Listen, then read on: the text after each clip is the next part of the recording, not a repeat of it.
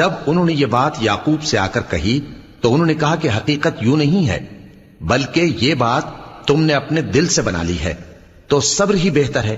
عجب نہیں کہ اللہ ان سب کو میرے پاس لے آئے، بے شک وہ علم والا ہے، حکمت والا ہے۔ اور ان کے پاس سے چلے گئے اور کہنے لگے کہ ہائے افسوس یوسف پر، ہائے افسوس، اور رنج و الم میں ان کی آنکھیں سفید ہو گئیں اور ان کا دل غم سے بھر رہا تھا۔ بیٹے کہنے لگے کہ واللہ آپ تو یوسف کو اسی طرح یاد ہی کرتے رہیں گے یہاں تک کہ آپ گھل جائیں گے یا جان ہی دے دیں گے۔ انہوں نے کہا کہ میں تو اپنے غم و اندوہ کا اظہار اللہ سے کرتا ہوں اور اللہ کی طرف سے وہ باتیں جانتا ہوں جو تم نہیں جانتے۔ اے بیٹو، یوں کرو کہ ایک دفعہ پھر جاؤ اور یوسف اور اس کے بھائی کو تلاش کرو، اور اللہ کی رحمت سے نا امید نہ ہونا کہ اللہ کی رحمت سے تو کافر لوگ ہی نا امید ہوا کرتے ہیں۔ پھر جب وہ یوسف کے پاس گئے تو کہنے لگے کہ اے عزیز، ہمیں اور ہمارے اہل و عیال کو بڑی تکلیف ہو رہی ہے اور ہم یہ تھوڑا سا سرمایہ لائے ہیں، آپ ہمیں اس کے عوض پورا غلہ دے دیجئے اور ہم پر خیرات کیجئے کہ اللہ خیرات کرنے والوں کو ثواب دیتا ہے۔ یوسف نے کہا تمہیں معلوم ہے کہ جب تم نادانی میں پھنسے ہوئے تھے تو تم نے یوسف اور اس کے بھائی کے ساتھ کیا کیا تھا؟ وہ بولے کیا واقعی تم ہی یوسف ہو؟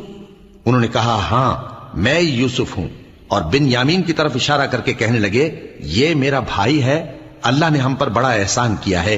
جو شخص اللہ سے ڈرتا اور صبر کرتا ہے تو اللہ نیکوکاروں کا اجر ضائع نہیں کرتا۔ وہ بولے اللہ کی قسم، اللہ نے تم کو ہم پر فضیلت بخشی ہے اور بے شک ہم خطا کار تھے۔ یوسف نے کہا کہ آج کے دن تم پر کوئی ملامت نہیں، اللہ تم کو معاف کرے اور وہ سب سے بڑھ کر رحم کرنے والا ہے۔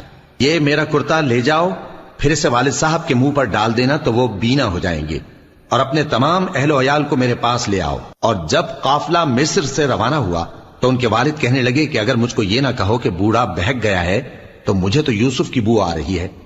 وہ بولے کہ واللہ آپ اسی قدیم غلطی میں مبتلا ہیں۔ مگر جب خوشخبری دینے والا آپ پہنچا تو اس نے کرتا ان کے منہ پر ڈال دیا، سو وہ بینا ہو گئے اور بیٹوں سے کہنے لگے کیا میں نے تم سے نہیں کہا تھا کہ میں اللہ کی طرف سے وہ باتیں جانتا ہوں جو تم نہیں جانتے؟ بیٹوں نے کہا کہ ابا ہمارے لیے ہمارے گناہ کی مغفرت مانگیے، بے شک ہم خطا کار تھے۔ فرمایا میں اپنے پروردگار سے تمہارے لیے بخشش مانگوں گا، بے شک وہ بخشنے والا ہے، مہربان ہے۔